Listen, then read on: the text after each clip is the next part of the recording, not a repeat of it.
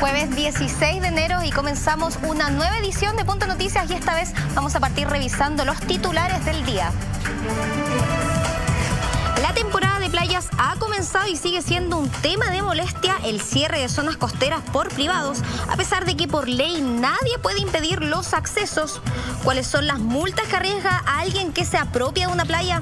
Todo eso lo sabremos a continuación. Y el polémico informe Big Data, que se refería a los supuestos responsables de la crisis social del país, sigue generando ruidos. La búsqueda de los que habrían pedido el documento elaborado por Alto Analytics sigue siendo su curso, llegando incluso al holding Quiñenco. Hoy profundizaremos en cómo se llegó a este documento que causó tanto revuelo. Y el Senado aprobó la idea de legislar sobre el matrimonio igualitario con 22 votos a favor. La iniciativa vio la luz después de 5 años de que fuera ingresado al Congreso. Y se viene la semifinal de la Copa Chile. Colo-Colo se enfrentará a Universidad Católica y la Universidad de Chile con Unión Española, aunque hay polémica con el equipo ibérico. Todos estos los pormenores en nuestro bloque deportivo.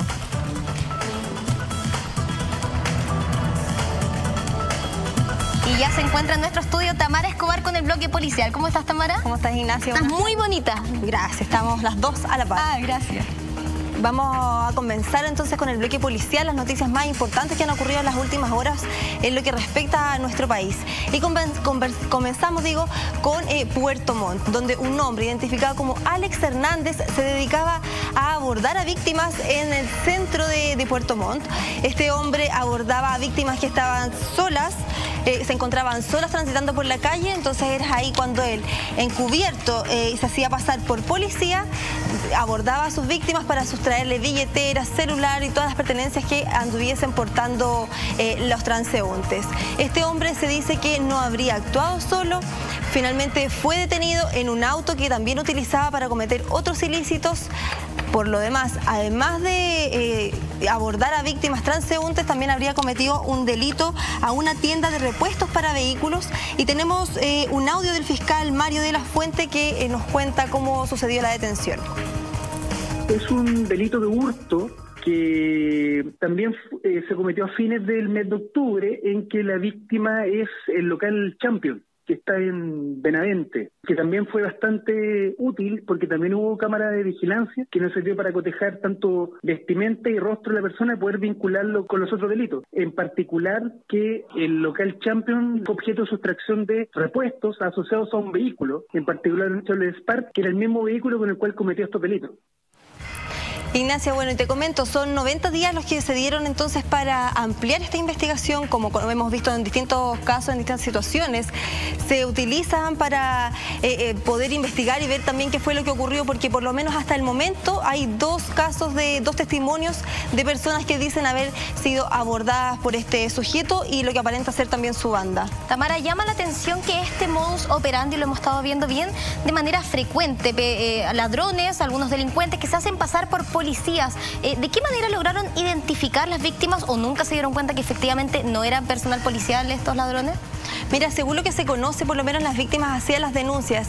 Sin embargo, con esta cámara de seguridad, como lo explicaba el fiscal, se logró identificar y en el fondo conocer que había similitudes entre vestimentas de los hechos ocurridos hacia los transeúntes, como también lo ocurrió en este local de repuestos para automóviles. Así que ahí también, por supuesto, el proceso se va a ir ampliando y se va a conocer finalmente qué fue lo que ocurrió, cómo era que ocurrían estos distintos ilícitos, y también conocer, por supuesto, si es que hay más víctimas de este hombre, Alex Hernández. Muy importante entonces estar alerta, entender que si una persona, ya sea un policial de la PDI o tal vez un carabinero, ingresa a la casa de uno tiene que solicitar si es que tiene el permiso judicial, corroborar si es que efectivamente se encuentra con su credencial para tratar de evitar situaciones como estas. Cambiamos de tema y algo que nos ubica en Londres, pero que tiene que ver con compatriotas también.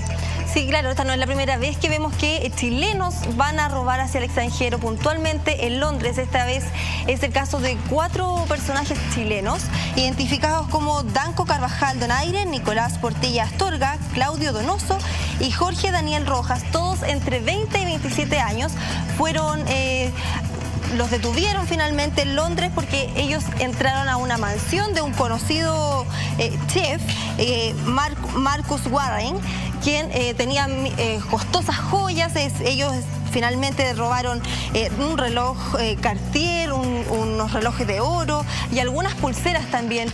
Finalmente ellos son detenidos cuando iban a cometer otro ilícito y también portaban parte de las joyas que habían sustraído de esta casa. Otra manera también que tuvieron para poder identificarlos fue porque ellos se tomaron unas selfies ahí en el lugar del crimen, digamos, y la policía pudo determinar entonces que era esta banda la que había cometido el ilícito en la mansión, porque es una casa muy grande, de este conocido chef. Se estima que ellos es una banda que está organizada, que van a cometer ilícitos hacia distintos lugares, distintos puntos de Europa, porque no tienen antecedentes penales allá. Así que, bueno, en este caso a ellos no les resultó, pero lo que ellos estiman es que estas bandas van hacia Europa, cometen los ilícitos y una vez que ya los han cometido, se retiran y regresan al país de origen, en este caso Chile, para no quedar con ningún tipo de antecedentes, por lo menos en el país que cometieron este ilícito. Ellos fueron detenidos y desde el tribunal de Londres determinaron que van a tener una condena de un poco más de 3 años, 3 años y 3 meses. Así que ellos van a tener que cumplir condena allá y pagar en el fondo por este crimen que cometieron en la casa del chef. Ahí estamos viendo la foto del chef. Una noticia que la verdad da vergüenza ajena. Somos compatriotas y desgraciadamente se tomó todos los titulares de no solamente Londres, sino que también de otros países, ya que es una mega estrella. Estamos hablando que él fue chef, jurado de la cadena de MasterChef, que sabemos que es un programa que no solo se da en ese país, sino que a lo largo de todo el planeta, incluso en nuestro país. Entonces se ha replicado mucho la noticia y nos llama la atención el perfil de estos delincuentes, como tú comentabas, Tamara, que se les llama los delincuentes millennials, que ostentan mucho en redes sociales y que gracias a eso también se logra determinar su participación en otros hechos policiales. Tenemos otro tipo de noticias también, Tamara, que me gustaría que revisáramos. Esperemos que sean mejores. ¿Es así? Mira, no sé si es mejor o no de lo que ya estábamos viendo. Sin embargo, un carabinero queda en prisión preventiva por unos... porque en el fondo este carabinero va a ser formalizado, digo, por apremio ilegal después de todo lo que ocurrió post estallido social, post 18 de octubre recién pasado. Es el carabinero Ricardo Luengo de la segunda comisaría de Coquimbo quien es finalmente detenido, formalizado por los cargos que ya te menciono: apremio ilegal, tortura, detención ilegal y falsificación de instrumentos públicos, además de obstrucción a la justicia. Hemos conocido distintos casos. En esta situación puntualmente se habla de un joven de 28 años, además de un periodista, Leonardo Silva, quien fue bien viralizado en su momento. Él es de la radio Coquimbo, quien era obligado a descender con armamento, incluso portando su salvoconducto. Es por esto que finalmente se formaliza a este capitán de carabineros, digo, quien en la audiencia, por lo menos, el fiscal Germán Calquín, digo, mostró evidencias, videos audiovisuales, además de testigos y distintos casos también, distintas versiones de los mismos involucrados. Con esto se determinó entonces que este cabo era responsable de lo que se le inculpaba y es una investigación que, por supuesto, también está en desarrollo, como lo hemos visto en otros casos, y va a tener que, en el fondo, pagar si es que finalmente se encuentra o no responsable propiamente tal de todo lo ocurrido. Además, me gustaría agregar que recientemente salió un estudio de la CEP, del Centro de Estudios Públicos, digo, en donde se le consultó a distintas personas, distintos transeúntes, de todo esto que está ocurriendo post estallido social, cómo han ido evaluando, y un alto porcentaje, un 64% de las personas piensa que Carabineros ha tenido malas conductas o ha dañado o violado en gran cantidad o en cantidad considerable los derechos humanos. Así que, bueno, es una cifra bastante considerable, el 64% de los encuestados. Una cifra sumamente considerable, pero también qué importante es darle seguimiento y, pues, sobre todo cobertura a este tipo de casos, considerando que será la justicia quien determine si es que son ciertos o no. Recordemos que también hay muchas otras denuncias que se ha corroborado que no son reales, que involucraban también a la institución de Carabineros, que de todas formas, al parecer por las cifras entregadas, no está saliendo tan bien parada. Bien entonces por la justicia chilena que se determine si es que estas denuncias son reales o no, y esperemos que no solo en este caso que fue viralizado, sino que también en las cientos de denuncias que existieron en esa época en particular. Claro, justamente después del estallido social hubo un sinnúmero de denuncias y esperamos que todas se puedan comprobar como fueron contadas por lo menos, y que tengan que tomar las determinaciones correspondientes ante cada situación particular. Pero cambiamos de tema porque tenemos otras más noticias policiales, y es que condenan a un hombre por el asesinato de un gendarme. Este asesinato ocurrió en junio del año pasado y hoy día ya se toma la determinación de condenar a 10 años de prisión a Alfredo Castillo Tapia, quien asesinó a este gendarme de nombre Carlos Valdovinos Bello, de 28 años, quien resultó ser la víctima. El fallo fue unánime de este tribunal oral en lo penal de Ovalle. El asesinato ocurrió en Illapel y se condenó por homicidio simple. Como digo, este asesinato ocurrió el día 15 de junio del 2019 y finalmente ya se tomó la sentencia de dictar una condena de 10 años de prisión para este hombre. Finalmente se pudo dilucidar que habría sido la víctima quien ingresa a la casa de este victimario, y entre medio de una discusión que mantienen es el victimario quien con un arma blanca le da muerte finalmente a través de la zona torácica a este hombre de 28 años.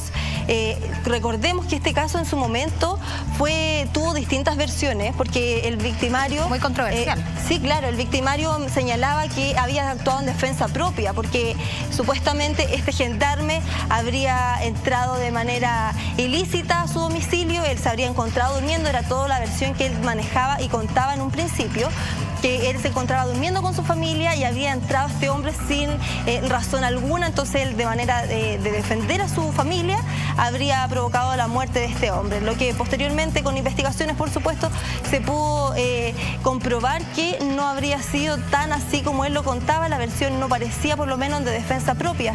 Además se pudo comprobar también que la víctima tenía alcohol en su cuerpo, por lo tanto tampoco tenía la oportunidad de defenderse ante este tipo de acciones. Así que ya se dictó la sentencia, son 10 años para entonces Alfredo Castillo Tapia, quien dio muerte a este gendarme de 28 años. Otro claro ejemplo de la importancia que tiene que se realice una investigación en cada caso, un vuelco tremendo. Recordemos que en primera instancia, como tú comentabas, se había hablado que la versión iba por otro lado, sin embargo se logra corroborar que esto habría resultado de una manera completamente diferente. Algo muy similar también a lo que ha pasado con el caso lamentable y que sí ha tenido mucho revuelo a nivel nacional, que es el de Fernanda Maciel.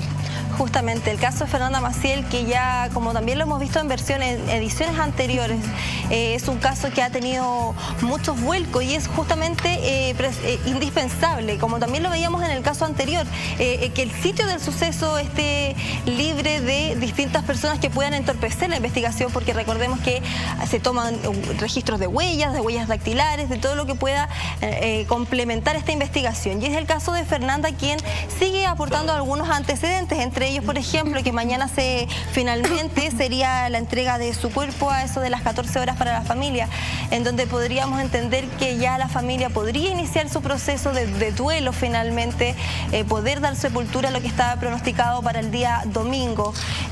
Los nuevos antecedentes del caso, por ejemplo, es que se estima que dentro de las próximas semanas podría ser, se habla del día 10 de febrero, empiecen a realizar una reconstrucción de escena. ¿Por qué el día 10 de febrero? Bueno, porque fue el día que se originó la desaparición de Fernanda, por lo tanto se podrían dar las condiciones climatológicas lo más parecida posible al momento de su desaparición. La idea es reconstruir esta escena con todos los personajes que puedan haber estado en el sector, por lo menos de manera preliminar, el día de la desaparición de Fernanda, para poder entonces dilucidar cómo fue que ocurrieron los hechos, cuál fue el motivo finalmente de su muerte, qué fue lo que le provocó finalmente la muerte, porque recordemos que Felipe Rojas también no ha querido entregar antecedentes de este caso. Entonces aquí es la persona clave que hay para poder entender cómo ocurrieron y por qué ocurrieron las cosas. Es una noticia que por supuesto va a seguir ampliándose, porque el caso, si bien van a entregar el cuerpo y no se le van a hacer más pericias al cuerpo de Fernanda, sí se van a poder identificar con las pruebas que ya se han tomado, las muestras anteriores, algunas investigaciones adicionales. Sí, es un caso que realmente ha sido de revuelo público, no precisamente porque sea una mujer embarazada, algo que lo hace aún más desgarrador, sino que también porque es la cara visible de las negligencias que han tenido investigaciones, de la falta de prolijidad que han tenido instituciones. Recordemos que incluso hay sumarios vigentes que se encuentran desarrollando para identificar o cuantificar, incluso peor, la cantidad de errores que se han cometido en este caso en particular. Mañana es una fecha clave y sumamente triste, no solo para la familia, sino que para todo un país que ha tenido que ver y presenciar cómo este caso se ha ido desarrollando. Esperemos, Tamara, como tú bien dices, que esto por fin logre evolucionar y por sobre todo que se llegue a una respuesta que esperemos que pueda dar indicios el próximo 10 de febrero, que será esta reconstrucción. Muchas gracias, Tamara, por este completo informe policial. Gracias, Ignacio. Buenas tardes. Y nosotros cambiamos de tema porque nos encontramos en pleno verano y ¿saben qué? Lanzan una aplicación para que fiscalizadores ciudadanos, es decir, usted y yo, podríamos denunciar a quienes prohíben el acceso a los balnearios. ¿Se acuerdan ustedes de estas imágenes viralizadas donde se denuncian que personas se apropian? Digo apropian porque esto es algo ilegal, de playas y las llaman privadas. Bueno, eso la ley dice no es correcto, no hay playas privadas, es decir, nadie puede entorpecer el paso a una playa ya que son de libre acceso. Vamos a estar respondiendo esa pregunta y varias más con nuestro invitado Jaime Llanzana, abogado. Bien, es un poco difícil el apellido, abogado. Es un apellido no soy catalán, la única que se confunde, ¿no? Se pronuncia como Y, Llanzana. Llanzana. ¿Cómo estás, Ignacio? Un agrado saludarte. Muchas gracias, estoy muy interesada en saber todos los detalles porque hay varios vacíos. Se dice, no, las playas no son privadas, cualquiera pueden pasar. Sin embargo, si yo tengo una casa, puedo poner una reja y tal vez dejar que pasen personas. ¿Realmente se puede bloquear una playa? ¿Alguien me puede impedir el paso? Mira, en Chile tenemos un grave problema con el agua. Parece que cualquier cosa que es próxima al agua o el agua en sí misma es un problema. Sea que se trate del derecho de agua y el derecho a aprovechamiento de agua, sea que se trate de las playas. En ambas dimensiones son bienes nacionales de uso público, es decir, pertenecen a la nación toda. La ley muy pocas veces habla de la palabra nación. Nación es distinta a Estado. Estado es el entramado institucional que habla de territorio, habla de poder, habla de población. Nación, en cambio, es un sentimiento, es decir, tanto el agua como las playas, playa de mar, ríos, lagos, son bienes nacionales de uso público, pertenecen a la nación toda, son parte de un sentimiento nacional, son como la bandera y como la canción nacional. Abogado, pero eso quizás en el papel, porque sabemos que el agua no es de todos. Hemos estado conversando, de hecho, esta misma semana, de la privatización, que sabemos que tiene ciertos conflictos de interés, como lo han denunciado algunos, y pasa algo similar con las playas. O sea, pareciera que esto se escribió de manera muy bonita, claro, esto es de todos, el país es nuestro, podemos disfrutarlo, pero en la realidad no es así. Bueno, es que ahí tú has dado con un punto que es central en la discusión que se toma a la agenda en estos días. Si tú tienes que la Constitución señala ciertos derechos y garantías y que constituye la cabeza del cuerpo organizacional de la sociedad, pero a esa cabeza tú no le colocas brazos, no le colocas piernas, no le colocas manos, no le colocas dedos que sean funcionales al mandato, en definitiva, es canto de sirena.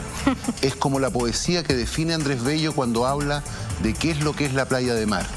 Nos dice que es aquella extensión de tierra que las olas bañan y desocupan alternativamente hasta llegar a sus más altas mareas. Claro, Bello era gramático, era poeta, era filólogo, pero constituye el mandato legal la necesidad de fiscalización efectiva del ejercicio de los derechos, pues si no, los derechos, por muy hermosos que se proclamen, son cantos de sirena si no los aterrizamos a la realidad. Entonces la pregunta que cabe hacerse es, ¿a quién corresponde la tuición de todas estas cosas? Porque el mandato es al Ministerio de Bienes Nacionales. Claro. La administración es al municipio. Y la vigilancia es al Ministerio de Defensa. Es decir, tenemos tres órganos completamente distintos. Y de la Armada distintos. también dicen las También, para efectos del territorio marítimo. Ministerio de Defensa, por eso hablo entonces ahí de la Armada, territorio marítimo. Pero los tres órganos son los que te señalo. Entonces tenemos una pluralidad de órganos. Cuando hay muchos órganos, cuando hay mucho humo, hay poco guiso. El que mucho abarca, poco aprieta. Exacto. Entonces, en definitiva, el punto de fondo no es saber que en Chile existen 156 playas. El punto no es saber que existen 58 lagos. El punto es saber dónde están los accesos públicos. El punto es saber dónde están los accesos privados, que no pueden limitar el acceso a la playa, pues al propietario riberano le constituye un gravamen fijado por la ley y no puede cobrar. Pero si el hecho no está señalizado, si el lugar no está debidamente emplazado, si no es información pública el que esté efectivamente establecido, usted y yo todos los años vemos esta clase de reportaje para transmitir finalmente frustración a la ciudadanía, porque todo cambia y no cambia nada, aparece una puerta que se abre y parece que fue la única sola. Hemos visto en imágenes, fue el año pasado con una viralización que vimos a ciertas autoridades rompiendo candados, diciendo las playas son de todos. Sin embargo, pareciera como usted lo retrata en un poema que, déjeme decirle, le salió muy bonito. Es la ley, le acabo de decir la definición. Suena muy bonito. Suena muy bonito, pero pasa que va una familia un día domingo, se encuentra con una playa cerrada y usted bien menciona, no puede llamar al Ministerio de Defensa, no se va a dirigir a la Armada, que es a quien se le atribuye entonces el orden marítimo. Ni a la intendencia, no puede llamar al municipio. Entonces, ¿qué hace esa familia? Porque realmente si toca la puerta y el timbre, desgraciadamente, abogado, por lo general los propietarios de esa casa son personas que tienen un poder adquisitivo enorme, lo hemos visto. Entonces, eso pareciera que da la sensación de que hay ciudadanos de distintas categorías. Bueno, lamentablemente, incluso hay multas que pueden llegar hasta los 10 millones de pesos en caso de reincidencia. Entonces uno se pregunta, ¿y dónde se están cobrando las multas? ¿Por qué no se establece a nivel nacional, en Internet, a través del Ministerio de Bienes Nacionales, que tiene el control de esta materia, la determinación de dónde están los accesos? Pues si no, esto no tiene sentido. Todos los años hacemos esta misma discusión. Entonces, la verdad es que lo que tú haces en esta dimensión es colaborar a la frustración ciudadana. Y eso es lo que aparece intolerable, primero. Segundo, a una manifiesta afectación de los derechos de la esencia de todos los chilenos. Y de todos los chilenos en la misma dimensión de la ley. Bienes nacionales de uso público que pertenecen a la nación toda, como la canción nacional que tendría entonces que pagar por cantarla. Bueno, esto es lo mismo. No se puede cobrar. Y si se cobra, podría incluso hasta configurarse un delito. Si aquí no solamente se trata de un reclamo en la lógica de una multa. Si te establecen una caseta en un terreno privado, pero que está obligado a dar paso, como un gravamen, como una servidumbre, como un derecho de paso, y está obligado a hacerlo, pero te ponen una caseta, te pone un guardia que te cobra, bueno, eso es una apropiación indebida o una estafa. Pero si litigamos todo, si todo lo transformamos en una cuestión de naturaleza jurisdiccional, bueno, nos transformamos en litigantes permanentes. Por lo tanto, que hay una función social. Si la propiedad cumple una función social, como dice la Constitución, si esa función social no se verifica en la realidad, es un engaño que es intolerable. Abogado, ¿le parece que es una buena medida ofrecida por el gobierno, precisamente por el nuevo ministro de Bienes Nacionales, Julio Izammit, esta aplicación que, ojo, no es solo para denunciar en esta dirección no me dejaron ingresar a una playa, sino que uno puede notificar de 8 infracciones que quiero detallar? Sí. Son, por ejemplo, uno puede poner en la categoría, en esta playa me dejaron sin acceso, es decir, no pude entrar, pero también puede ser el acceso cerrado, donde simplemente no existe la posibilidad para ingresar, me impiden el acceso, que es lo que usted comentaba, puede ser el dueño de la propiedad diciendo, perdón, este es mi patio, esta playa maravillosa a la que usted quiere ingresar es mía. También el control en el acceso, lo que usted comentaba de, por ejemplo, un guardia de seguridad que diga, a esta hora no se puede ingresar, un control indebido, sin señalización. Es decir, que acá no me dicen, puede circular, esto es vía pública, usted es tan dueño de esta playa como lo soy yo, sino que no hay ningún tipo de señalización ni información, como también lo comentaba. Mala condición, este es un punto del que no se había hablado mucho. Yo puedo ingresar, pero ¿qué pasa si las personas que tienen su propiedad en la misma playa la tienen cochina, sucia, tal vez con escombros? También lo puedo denunciar en esta aplicación. Distancia excesiva, cobro, como lo comentaba, son algunas de las categorías que uno puede al menos denunciar en esta plataforma que hace sentir que por lo menos el gobierno está escuchando, está tomando medidas. ¿Usted cree que empíricamente esto puede ayudar en algo? Los derechos en información no son derechos, por lo tanto la información sirve. Primera consideración. Segunda consideración, en el mundo digital, el que exista este tipo de aplicación hecha por el Ministerio a cargo del nicho Samit me parece un avance. Pero el avance real es que usted ingrese a la página y vea cuáles son todas las playas en Chile de acceso público y de acceso privado, que estén plenamente identificadas. ¿Pero son todas las playas de acceso público? No, ese es el punto. El punto es que las playas tienen dos clases de acceso. A ver. El acceso público o no.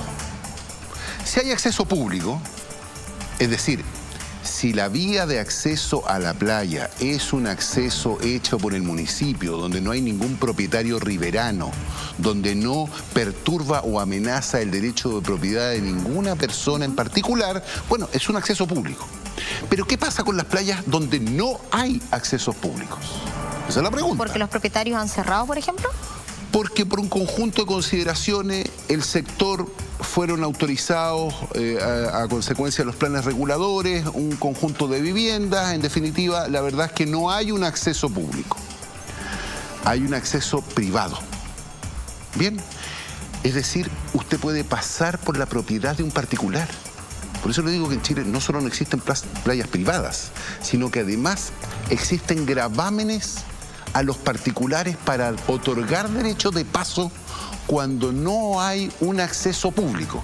¿Y cómo se establece eso? Es el intendente que llama a los propietarios riveranos a través de un procedimiento establecido por la ley y establece por dónde va a ir el paso privado, gravando entonces a los propietarios de esos inmuebles privados que están obligados a dejar paso a las personas. Abogado. Bien, porque de eso estamos hablando. Estamos hablando de lo que usted vio cuando una autoridad pública rompía un candado. Estamos hablando no de accesos públicos. La ex subsecretaria de Turismo. No estamos hablando de accesos públicos, estamos hablando de una acción estatal respecto a los accesos privados. Porque en Chile se puede obrar en esa dimensión. Abogado, pero para ir entendiendo, porque veo que no es tan simple como se nos había dicho hasta ahora de que todas las playas eran públicas. Si yo ingreso por un paso habilitado por la municipalidad, es decir, que el intendente determinó que por esa parte uno puede pasar, que nadie me lo puede impedir, ingreso por esta vía. Sin embargo, cuando me encuentro en la playa, comienzo a recorrer y llego, por ejemplo, a lo que podría ser algo así como el patio trasero de una casa. ¿Alguien me puede decir se tiene que ir porque este sector es mío, esta playa es mi patio?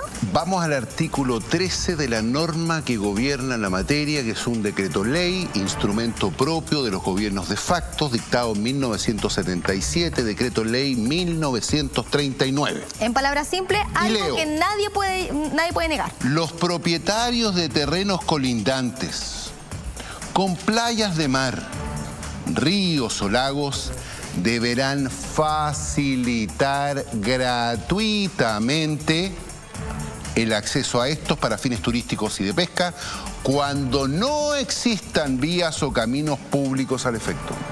Es decir, nadie puede estarnos de un sector de la playa. Pero el punto es, primero, que no están señalizados. Entonces, la verdad es que cuando usted está de turista, cuando usted va a un lugar nuevo que no conoce, lo propio sería que la aplicación estableciera dónde están los accesos públicos y, si no los hay, dónde están los accesos privados. Si no los hay, denunciarlos. Obviamente, pero ¿dónde están los accesos privados? Porque si no hay acceso público, lo que usted denuncia no es la falta de acceso público. Lo que usted denuncia es la falta de acceso privado. Claro. Es decir, que tratándose de una propiedad privada, usted, siendo un tercero, tiene derecho a ingresar a ella para llegar a la playa. Nadie me lo puede negar. No, pues, y es gratuito. Entonces la aplicación sirve para denunciar el que en el acceso privado no la están dejando entrar, en que en el acceso privado le están poniendo obstáculos, en que en el acceso privado le están cobrando.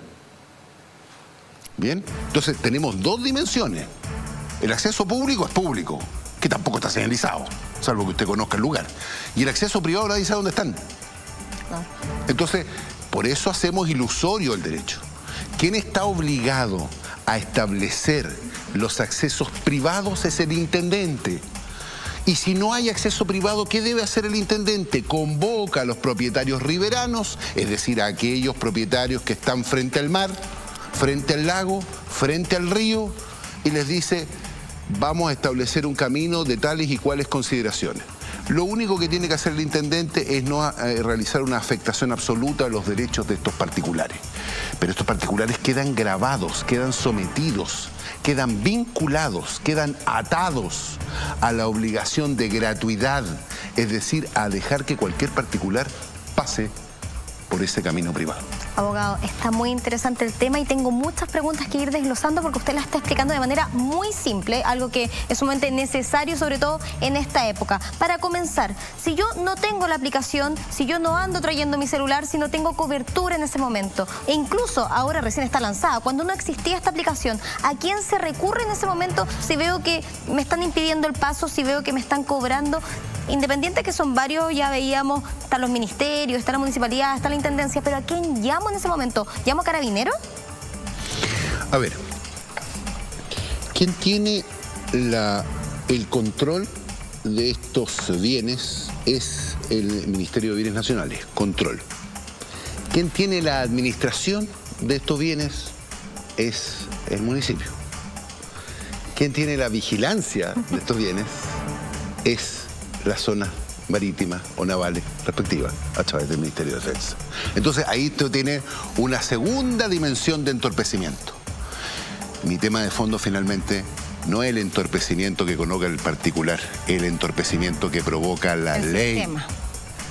Que provoca el sistema, que establece un mandato a nivel legal o a nivel constitucional, pero que no establece la yema de los dedos en esta arquitectura física que yo le hacía de la ley, para efectos de que el derecho sea un hecho vivencial para las personas.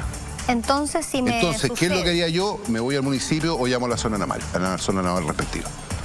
Es que pareciera que esto... La policía, el efecto en ese efecto es la zona naval. Policía naval. Sí, es la policía naval. Ahí esa es la zona del efecto. Porque pareciera que son si la tantos verdad los es encargados que se hacen como engorrosos. eso es más difícil de llegar, bueno, me voy a Carabineros y me voy al municipio.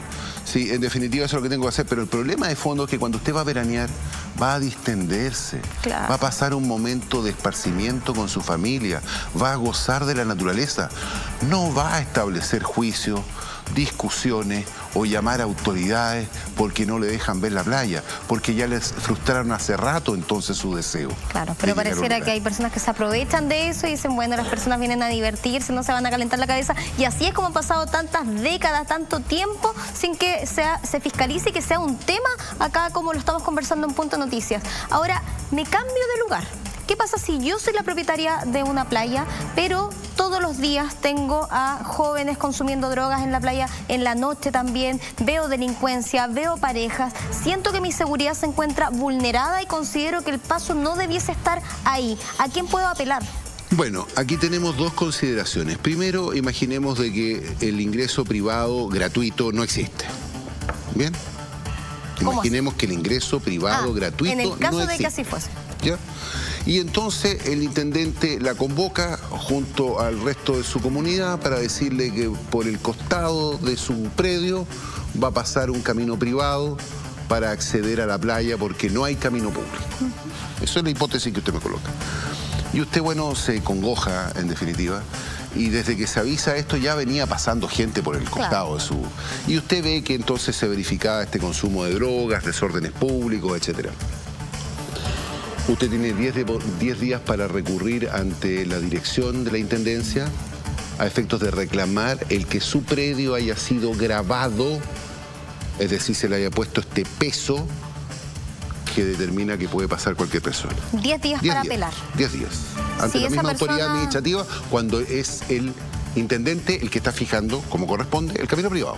Y si no, va a tener que recurrir de protección, de recursos de protección ante la Corte de Apelaciones respectiva. O sea, que no es que se me ocurrió después de varios años y que no me gustó lo que determinó el intendente y voy a poner una reja simplemente porque considero que mi seguridad se encuentra vulnerada. No, el derecho, pongámoslo de esta manera, la convivencia supone renuncias. La convivencia no se funda en los derechos, se funda en los deberes. Claro. Es al revés. Es decir, el que yo esté aquí frente a usted es porque yo asumí el compromiso de estar frente a usted, es decir, me impuse el deber. ¿no es cierto? Si no, no estaríamos aquí usted y yo. Por lo tanto, es un agrado estar con usted porque asumiendo el deber estoy prestando un servicio. ¿Bien? Por lo tanto, las sociedades no se construyen sobre la lógica de los derechos, se construyen sobre la lógica de los deberes. Pero como los derechos son el límite a los deberes, porque eso es lo que es el derecho, un límite al deber. ¿Bien? Siempre tenemos derechos en colisión. La sociedad convive en derechos permanentes en colisión, donde hay un tercero que es un tribunal o una autoridad la que tiene que resolver qué derecho prefiere a otro.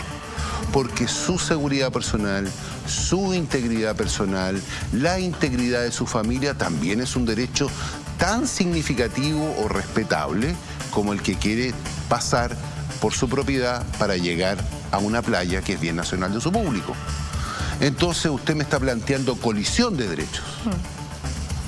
Y para eso tengo los tribunales para apelar y si no, otra instancia. Abogado, está muy interesante este tema e independiente al derecho, para mí también es un agrado tenerlo acá. Vamos entonces resolviendo ciertas dudas. Por ejemplo, ¿qué pasa si yo quiero ingresar a un río, a un lago? ¿Es lo mismo que una playa? Exactamente. Ríos, lagos y playas de mar. Por eso le decía que en Chile tenemos problemas con el agua. Porque sea que se trate del derecho de aprovechamiento de agua o se trate del acceso para vía de recreacional o de pesca, tenemos problemas con las aguas. Lo mismo pasa con los ríos, lo mismo pasa con los accesos a los ríos, lo mismo pasa con los accesos a los lagos. En Chile hay 78 lagos y no todos los lagos tienen acceso público, sino que muchos de ellos tienen acceso privado, el que no está señalizado o de estarlo está obstaculizado su ingreso. Hay la aplicación. Pero el punto primero es que estén señalizados. Claro. Si yo obligara, por ejemplo, a las concesionarias a colocar los debidas señalizaciones, a pavimentar esos ingresos privados y lo estableciera como un gravamen porque la propiedad sirve una función social que está consagrada en la propia Constitución. Pero si yo no le pongo yemas a esos brazos, sigue siendo canto de sirena. Si usted me dice, no, fíjate que aquí está, no hay ningún problema, pero resulta que más allá te cobran un estacionamiento. Bueno, pero ¿y dónde está la resolución del municipio que autorizó ese estacionamiento? No, fíjate que es un negocio propietario riverano, que encontró que podía hacer un negocito aquí, entonces no tiene ni un problema, tiene una persona, una caseta, tiene un buen acceso, saluda incluso a la persona que te recibe y más allá te cobra estacionamiento. Bueno, ese estacionamiento, si no tiene permiso municipal, si no paga impuestos, es ilegal. Entonces, hay muchas formas en que se tuerce el espíritu y la letra de la ley. Y para eso entonces están las autoridades para fiscalizarlo, están las informaciones para señalarlo y estamos todos para mirarlo. Abogado, la última pregunta antes de terminar este interesante tema que sin duda vamos a seguir discutiendo durante el verano. ¿Puedo acampar en una playa? ¿Hay playas que lo están permitido? ¿Puedo, por ejemplo, tomar sol en toples? ¿Hay playas que lo permiten? ¿Puedo beber alcohol? ¿Qué se puede y qué no se puede hacer? No, alcohol no se puede beber en ninguna playa en Chile. Ya, eso entonces descartado. Es absolutamente descartado. ¿Hay playas nudistas? ¿Puedo sacarme la ropa si tengo ganas en una playa? Yo entiendo ya esa una particularidad singularísima. No he tenido el agrado de estar en una playa nudista como para tener la vivencia. Pero entiendo que hay algunas playas que sí lo permiten y otras que definitivamente no. ¿Ah? Pero no conozco la norma que pudiera regular la materia. ¿Y acampar? Y acampar entiendo que en algunas playas sí, pero que en otras no. Pero no te puedo señalar con la certeza que me gustaría hacerlo. Lo importante entonces es informarnos siempre antes de poder realizar una acción y siempre que se cumplan nuestros derechos, que es algo tan importante, abogado. Si los derechos no tienen vivencia cotidiana, como cuando tú te sientas en este asiento de manera natural, son un canto de sirena que llama a la frustración y que terminan en la lógica en que se vive hoy día en nuestras calles. Eso es lo que hay que evitar. Con la metáfora de las sirenas, yo los quiero invitar a una breve pausa comercial y agradecerle su presencia, abogado. Para mí ha sido un encanto, muy gentil. Muchas gracias. Nosotros regresamos en un instante con Punto Noticias.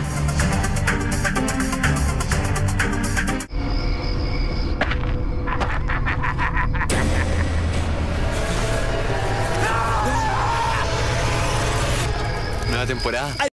Y nosotros cambiamos de tema, desgraciadamente, con algo que ha sido sumamente polémico. Nos referimos al informe Big Data, que sigue haciendo de las suyas, sobre todo después de que se confirmara que Luxich estuvo involucrado indirectamente, se dice, en la elaboración de este. Recordemos que dicho informe de 112 páginas, que fue entregado al Ministerio Público por el ministro del Interior, Gonzalo Blumen, el 19 de diciembre del 2019, fue elaborado con tecnología extraordinariamente sofisticada. Esto es lo que se nos decía, en base al comportamiento de los chilenos en redes sociales desde que comenzó el estallido social. Y para estar profundizando en ese tema, quiero saludar a nuestro invitado Nicolás Freire, quien es cientista político del Observatorio de Políticas Públicas de la Universidad Central. ¿Cómo estás, Nicolás? ¿Cómo estás, Ignacia? Muchas gracias por la invitación.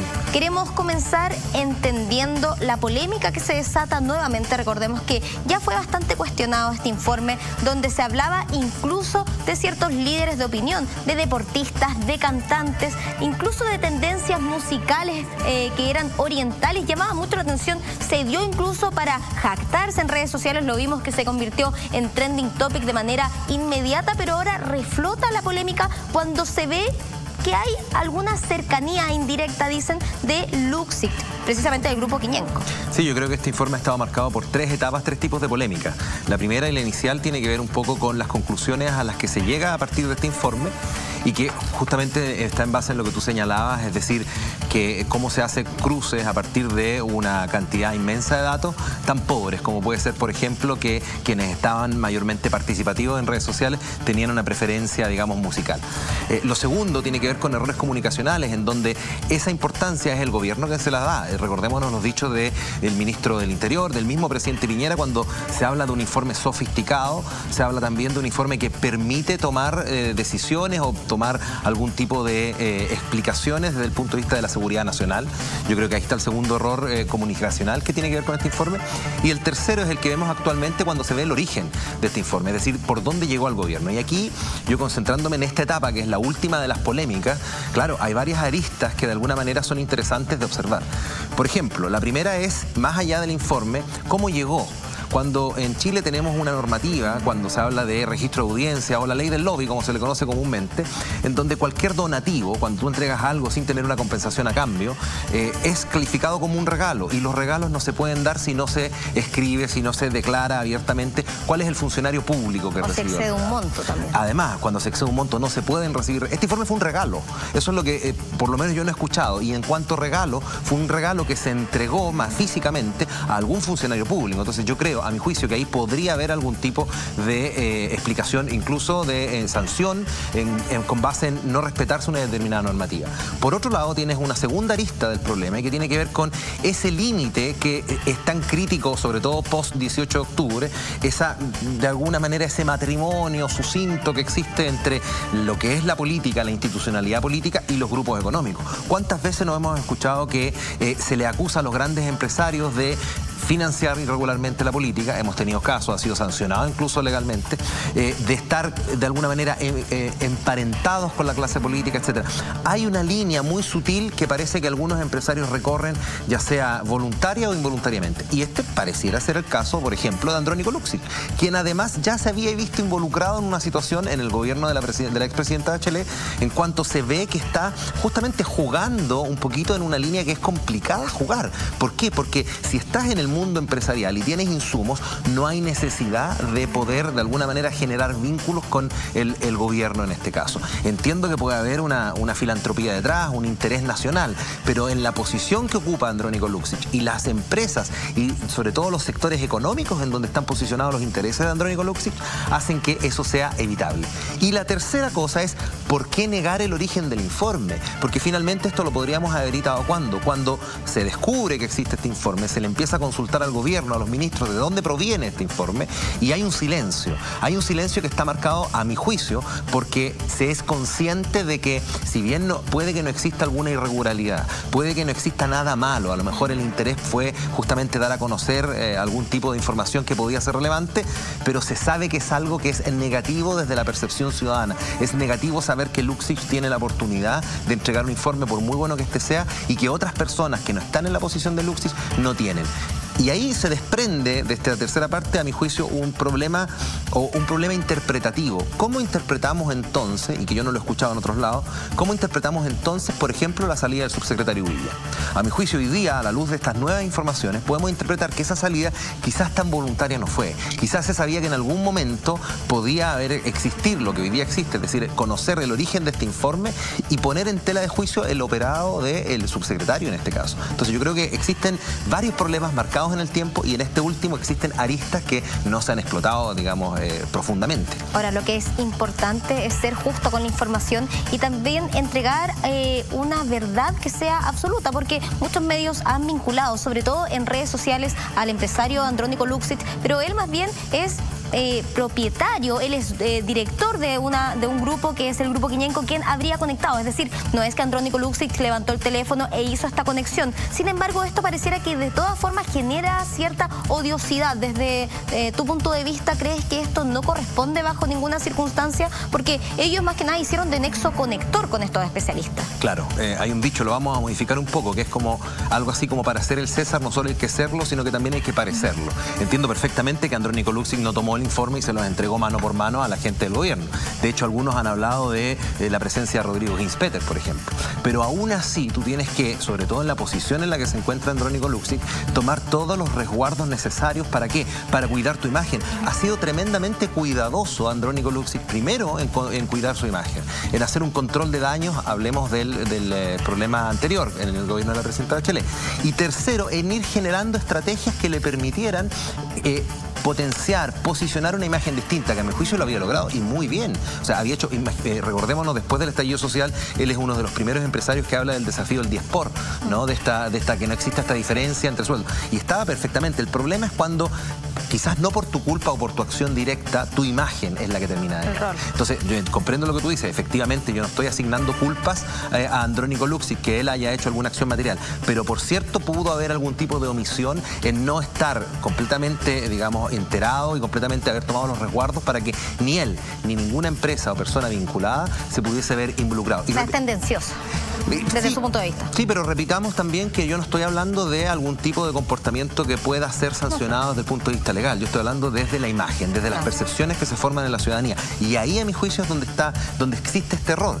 Otra cosa distinta, conectándome con lo primero que tú me señalabas, es, claro, la relevancia de este informe. Y ahí las culpas son efectivamente del gobierno. Cuando tienes un gobierno que toma un informe y que de alguna manera le asigna un valor que no tiene el informe como tal, y ojo, no lo tiene no porque no tenga datos que puedan ser interesantes. Lo que ocurre en redes sociales hoy día, también yo creo que quedó mostrado después del 18 de octubre en adelante, es tremendamente útil para tomar decisiones. ¿El problema cuál es? El problema es que no puedes pretender aplicar lógicas empresariales, porque este es un informe empresarial, casi para un control de marca, de imagen corporativa, control de mercado, etcétera. De target. Exacto, a lo que es una decisión de política pública. Las redes sociales son importantes, a mi juicio lo son tremendamente. Se pueden tomar insumos para posteriormente efectuar o realizar algún tipo de decisión en ámbito de política pública. ¿Qué duda cabe? Lo hacen los países que tienen acceso a estas herramientas que te permiten tomas de decisión inteligente. ¿Cuál es el problema? Que se interpretó la inteligencia económica, la inteligencia empresarial como inmediatamente aplicable a la inteligencia política. Y en ese caso yo creo que el informe no daba para eso. Ahora, con respecto a eso mismo, Nicolás, y que tú comentabas preliminarmente, ¿crees que tal vez esto el gobierno le permite desmarcarse de cierta manera, el decir nosotros no hicimos el nexo directo, a raíz de que si el resultado fuese un poco más serio les favorecería? Pero sabemos que después de que se revelaran los datos, esto fue objeto de burlas.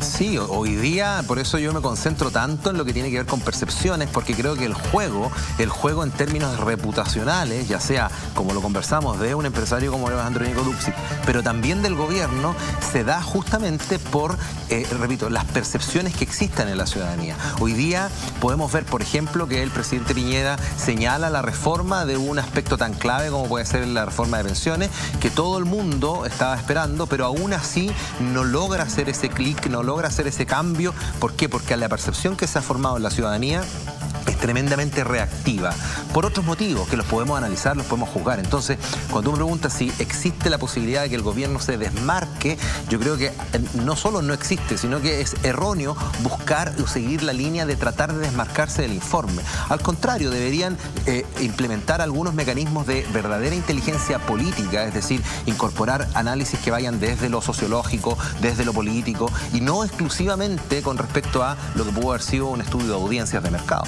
Por lo mismo hay tantos sectores de oposición que piden explicaciones, que sea transparente. Por ejemplo, a raíz de esto quiero consultarle dos preguntas que se reiteran mucho. ¿Es necesario que un grupo independiente sea vinculado a un empresario o no? ¿Un grupo que sea privado pueda asesorar el gobierno? ¿El gobierno no está capacitado con propios asesores para conectarnos con especialistas para realizar informes que son tan vitales como lo fue el que sucedió en este levantamiento social?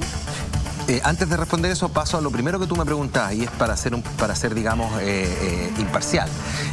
Es evidente que también de parte de la oposición se hace un uso político de este informe para golpear al gobierno, ¿no? O sea, van a seguir pidiendo explicaciones en cuanto yo creo que, más bien, si bien son importantes el origen y los nexos que pueden haber con otros grupos, lo importante es que este informe, desde el punto de vista de la seguridad nacional, como ya lo dijo el fiscal nacional, hasta ahora no ha entregado ningún tipo de luces, pero va a haber un aprovechamiento político por parte de la oposición y va a seguir habiendo, eso qué duda cabe. Con respecto a lo otro, sí, efectivamente existe la posibilidad de que privados asesoren al gobierno, y no solo al gobierno, a actores políticos, pero bajo las normativas que hoy día lo establecen. Es decir, tú tienes, por ejemplo, en el Parlamento, en el Congreso Nacional, registros de asesores externos, obtienen la posibilidad los distintos parlamentarios de contratar de manera privada otro tipo de asesoría, y los hacen con centros de investigación, y los hacen con profesionales independientes. Lo mismo en el gobierno. Claro, en el caso del Estado, cuando las lógicas vinculan al Estado como tal y no a los actores políticos del gobierno, esto se rige por normativas como mercado público u otras que pueden ser incluso de trato directo pero justificadas. En ese ámbito es lo que conversábamos inicialmente. Aquí hubo un regalo. Entonces, también existen normativas que regulan la entrega de regalos. Claro. Comentabas recientemente, Nicolás, que fue el propio fiscal nacional, Jorge Abot, quien levantó la voz y respondió con respecto a este informe. Quiero que me acompañes a revisar sus declaraciones en la siguiente gráfica, donde él dice, acá lo leo textual: nosotros hemos tomado ese informe como antecedente que vienen de fuentes abiertas, redes sociales, y que eventualmente podrían tener algún valor en una investigación. Por ahora no hemos encontrado ningún valor y en consecuencia no ha sido necesario indagar el origen del mismo. O sea, él lo considera incluso como una información irrelevante. Algo que fue anunciado con bombo y platillos, como que venía casi a resolver el problema social que se encontraba en ese momento el país. Es que ahí tienes el problema de el mal manejo comunicacional cuando generas expectativas, cuando le dices a la ciudadanía, tengo un informe que es elaborado, que ha sido elaborado de manera sofisticada y que me permite sacar conclusiones. Eso y ciertos culpables también. Es que ahí es el punto. Yo creo que eso podría ser válido porque, reitero, las redes sociales y los datos que tú encuentras en redes sociales son tremendamente útiles. Hoy día no puedes pretender tomar decisiones si no estás observando todos los ámbitos en donde la política se despliega o la conversación de interés público, digamos. Es como una encuesta diaria. Justamente. Tú no vas a dejar de tomar decisiones, o más bien, cuando quieres tomar una decisión bien informada, vas a hacer una encuesta, pero vas a hacer también un focus group, pero vas a informarte a través de personas que son expertas. Y hoy día, pero vas a también observar lo que pasa en redes sociales. ¿Cuál es el problema? Que no son informaciones o decisiones desde el punto de vista de la inteligencia vista desde la seguridad nacional. Entonces, puedes tomar decisiones, hay información útil, incluso en ese informe, a mi juicio, que no lo he visto, pero a partir de las conclusiones yo creo que sí, pueden haber informaciones útiles desde el punto de vista de la construcción social del movimiento, pueden haber informaciones con respecto a, tú puedes ver cuáles son las demandas que más se activan en redes sociales en torno a los tópicos que hoy día son discusión, incluso pensando en una nueva constitución, por ejemplo. Se podía haber previsto la demanda de nueva constitución a partir, poco antes incluso del 18 de octubre, y a partir de lo que ocurre en redes sociales, tú lo podrías haber intuido. ¿Y cuáles eran los ámbitos del país que más se demandaba reformar en una nueva constitución? Entonces, eso se puede observar. ¿Puedes buscar culpables en redes sociales? No sé, no lo creo. Entonces, pensar que un informe desde las redes sociales te permita tomar decisiones que van desde la vía jurídica, desde la vía de la sanción jurídica, yo creo que ahí hay un salto que es enorme.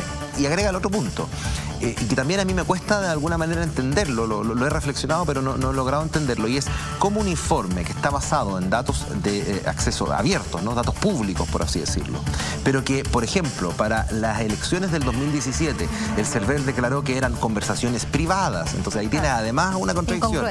Hoy día lo proteges a partir de la Ley de Seguridad del Estado, perdón, de la de Reserva de Secreto de Estado. No puedes entregar información. ¿Cómo un informe que se basa en datos públicos termina siendo secreto? Es incongruente desde el punto de vista de la naturaleza del informe. Puede ser válido desde el punto de vista de la normativa. Yo no soy abogado, entiendo que pueden haber determinados espacios en donde esa cláusula jurídica permita proteger el informe, etcétera.